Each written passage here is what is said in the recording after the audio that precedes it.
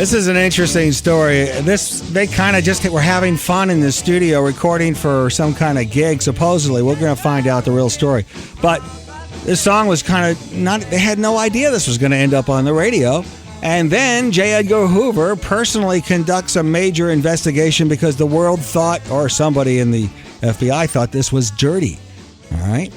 Well, what turned out, what actually happened, it turned these guys into an overnight sensation. The next 5 years, they were on the road with the Rolling Stones, the Beach Boys, the Righteous Brothers, the Zombies, Peter and Gordon, Paul Revere and the Raiders, shows like American Bandstand and Hullabaloo. These guys were hot and controversial because everyone was convinced they were saying something dirty. So, anyway, that was the legend, the myth. We heard about it. There was a book or two out about it. And then all of a sudden, we had the author of a new book out called Louie Louie from The Drummer. And he was talking about what it was like recording Louie Louie. And Jack Ely got in touch with him and he said, wait a minute, I'm the lead singer. I was there. He don't know what he's talking about. So, hey, Jack, thanks for being on the show and thanks for contacting me. Hi, Allan. How you doing? Doing great. Good to talk. Right. So thank you. And I guess a good place to start is, how did you find out he was on the show? And tell me what you felt that he had wrong. Well, every time anything happens about Louie Louie anywhere, my phone starts lighting up. That's over the years in music, I have friends everywhere, so somewhere, somebody, I don't even remember who it was, contacted me and said, hey, check this out. Yeah. Well, I'm so glad you contacted me. So what he said, in essence, and I'll just go over from what I remember, during the time you went to record Louie Louie, you were in this awful studio. It was really meant for like industrial films or something. It wasn't even meant for bands. And you couldn't touch the microphone. You had to, whatever the guy told you, just leave the mic where it is. Don't touch it. And you barely, it wasn't even near your lips, he said. And he went on to say that, I know what he said. They didn't like the voice. And so they tried to actually disguise the voice with louder music, right? Now, that's what he said. What was the truth? Well, the truth is that it wasn't an awful studio. For 1963, Portland, Oregon, it was the only soundstage studio there was. Mm-hmm. And they did all kinds of recordings and overdubs and fixed film soundtracks there. And by today's standards, yes, it was a very, very modest studio. Sure. But back then, it was the only thing going. And let's see where to begin. In the first place, I'm not sure where this whole thing got started about us making a recording to go to audition for a job on a cruise ship. That's exactly what he said. Well, now let me put it to you this way. If a top 40 band, which is what we were, right, we're going to make a tape to audition for a gig on a cruise ship, would we record two songs that no one had ever heard before? Yeah, that's right. You were a cover band. I don't think so. Yeah. I think that if we were really making a tape for a cruise ship audition, we would have done the two most popular songs of the day. And probably more than that. We'd probably have recorded a half a dozen songs. Mm-hmm. Mm-hmm. Anyway, he also said it only cost $30-some. Well, actually, it cost us $10 a piece, $50. $50 for Louie Louie's total recording session. Right. Okay, it's so cool. And nobody, Lynn's dad wasn't even there, so I don't know how he could have put up the money, which is what I was told was said. So we each kicked in $10. Mm-hmm. Is how it turned out. And the guys that didn't have the cash on them at the time reimbursed Lynn's mom later. So this is really interesting, Jack.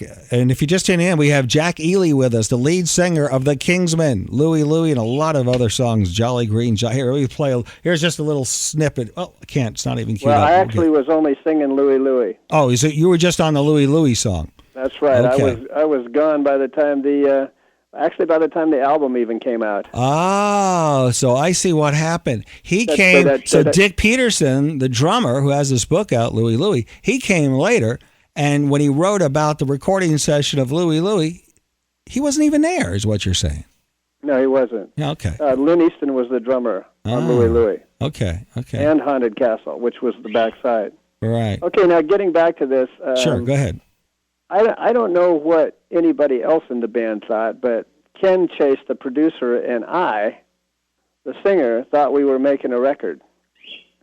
And Ken was the music director for the local rock and roll station in Portland at the time. Mm-hmm. So he heard a lot of songs every week. Some got played, some didn't.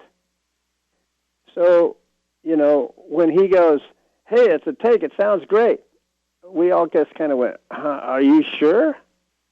It sounds pretty, low budget to us." Right. "Oh, no, man, this captures that live sound that you guys always have at the club all the time. This is what we're looking for."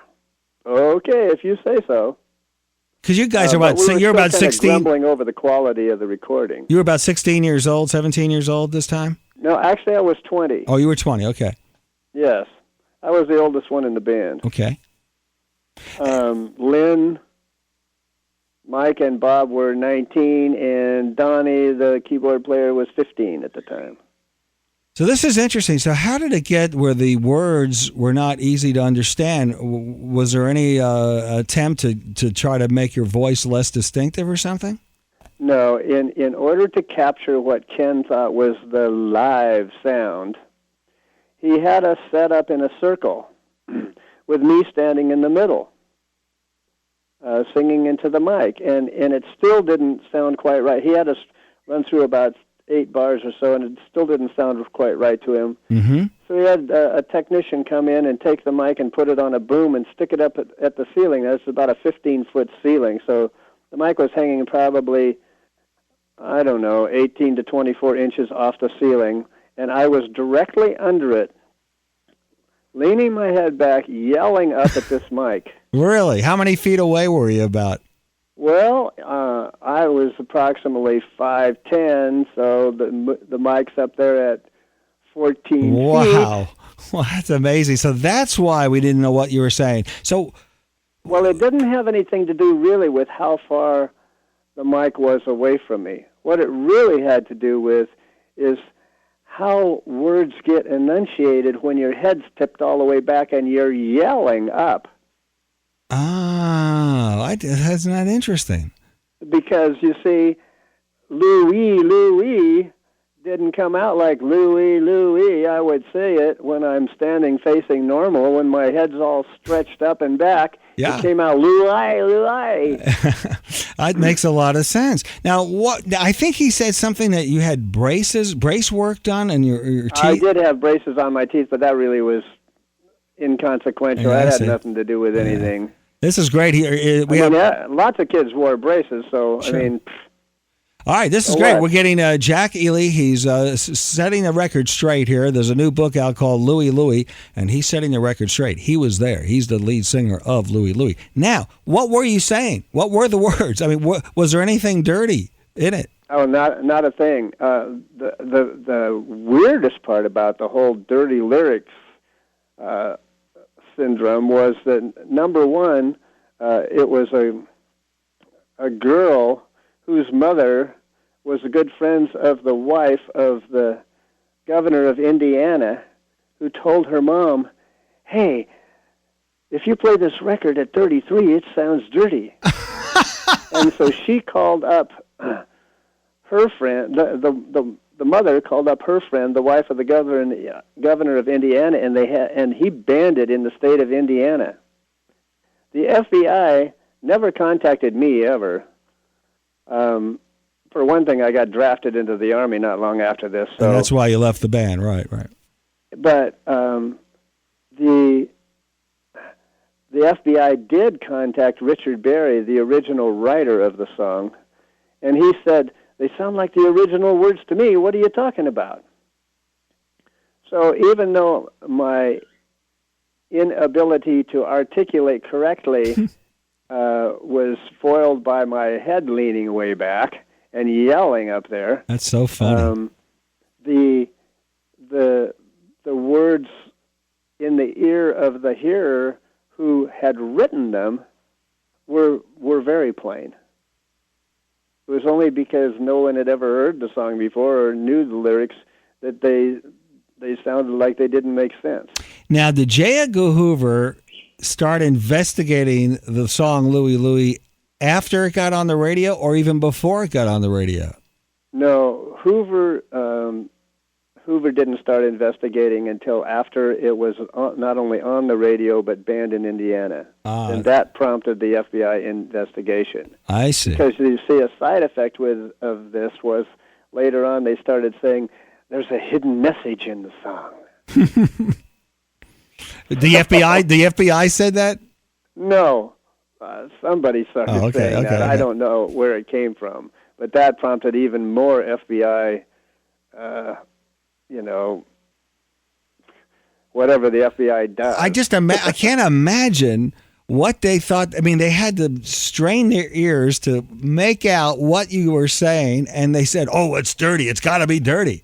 And it's just so insane, isn't it? It's just so insane. Well, originally it wasn't that it was dirty. It was dirty if you played it at 33. Anyway, the final outcome of the whole FBI thing was that it was unintelligible at any speed. Yeah. And they finally gave up. Of the Kingsman, the original lead singer from the very first hit, the biggest hit of all, the one that's a classic around the world, Louie Louie. His name is Jack Ely, and we have him on. Welcome to the show, Jack. Great having you on. We have people want to talk to you, too, so I'm glad you took some time out. Okay. Good to be here. Let's go to Cheryl. Where are we? Hi, Jack and Allan. Thanks for taking my call. My question is two parts. One, what is the lyrics of Louie Louie other than Louie Louie, we got to go now? and can it be played at the speed of 33 over the air? Allan will have to answer that one. I don't have a turntable anymore. Well, I have it in the closet. No, I don't have a turntable. I only have probably all digital now. CDs, but I not with that little pre-production there, so I forget that. I didn't know about the 33 RPM. I mean, have you tried it, Jack, to see what it sounds like? Right. Yeah, that's what it sounds like. Hey, by the way, the lyrics are.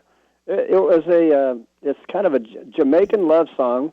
It was actually the man Louie was a bartender, and the sailor who'd been in Jamaica was reminiscing to this bartender after probably a few too many toddies about how he'd like to go back to Jamaica and see this girl he'd met there. Mm-hmm.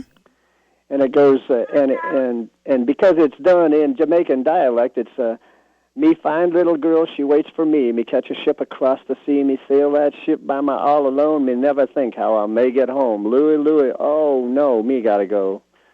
3 nights and days me sail at sea, me think of little girl constantly upon that ship. Me dream she there, I smelled the rose in her hair. Louie, Louie, me gotta go. Me see Jamaica, the moon above, it won't be long. Me see me love to take her in my arms again. I'll tell her I'll never leave her again. Louie, Louie, oh no, me gotta go. That's great. Well, great. That's Thank great. you so much. That's really great. Thanks, Cheryl. All right, we're talking to. Have a good night. Yeah, you too. Good talking to you. And by the way, Jack doesn't have a book. Nope, no website. Just wants to set the record straight. He heard I had Dick Peterson on. And he left the band just when all the success going on. Man, how did you feel? You must have felt awful. You leave the band, and next thing they know, they're touring with the Stones and Beach Boys and Zombies, Paul Revere. Well, it was pretty weird. Yeah, it was a rough time for you. It was like my life was flushed. Yeah. Let me ask you this. What's the real reason it got on the radio in the first place? The story in the book Dick Peterson has out is that some disc jockey had the worst record contest where he played the 5 worst records he heard in the week, and people voted on what was the worst of the 5, and yours won, Louie Louie. Is that true? Well, not exactly. There was a station in Boston, and the disc jockey every week was also the music director, just like the guy who produced Louie Louie was the music director at our Portland's radio station. And every week he would play what he considered was the worst song that he'd gotten that week. And it was not ever a contest that I know of. It's just, hey, I want you folks out there to know that we play a lot of music here, and this is one we won't be playing because it's the worst record we've heard this week. In fact, it's the worst record I've ever heard.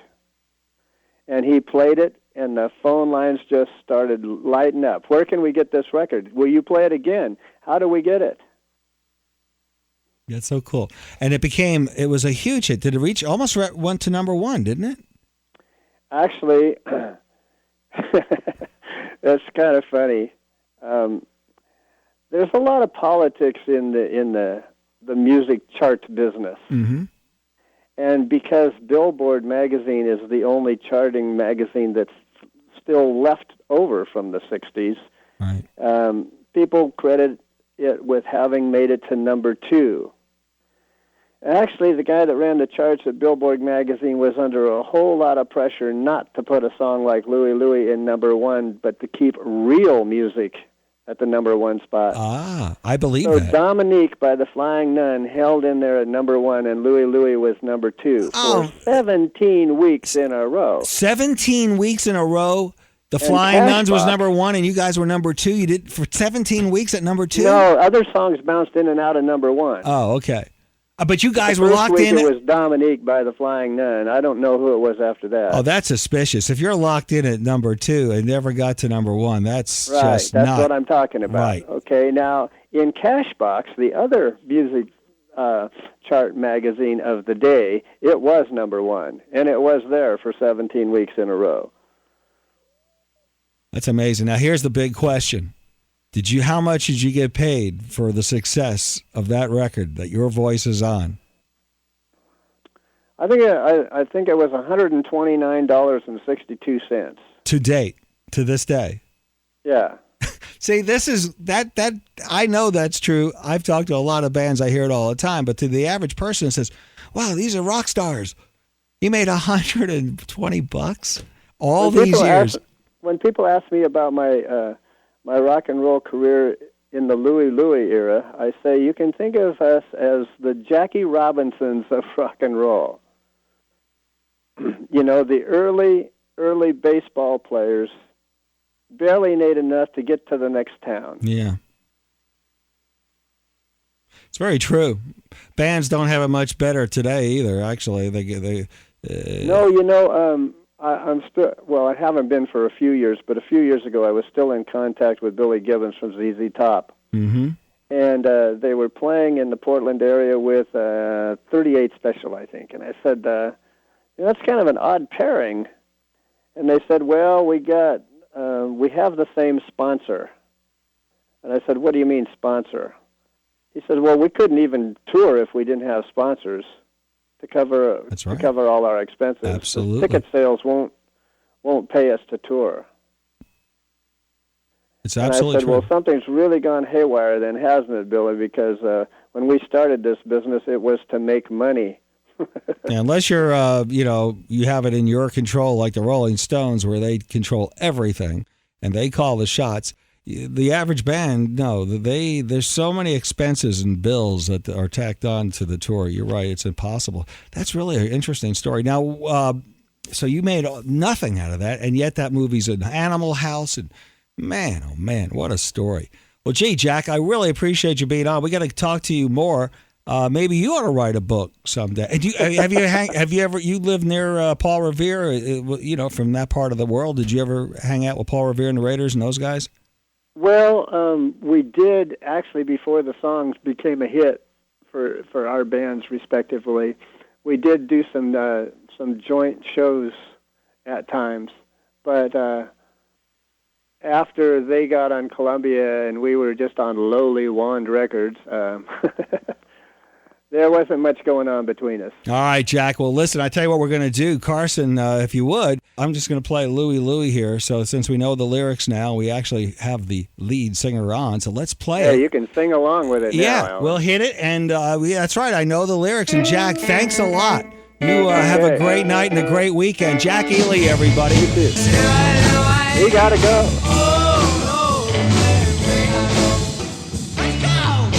There you go. The story behind the most notorious of rock and roll records, the supposedly dirty Louie Louie by the Kingsmen. You heard the story. And Crystal Zevon in Remembering Warren Zevon. And Denny Somack Productions for the Whatever Happened To segment of the program. If you want to reach the Allan Handelman Show, my website, ifitrocks.com. Ifitrocks.com.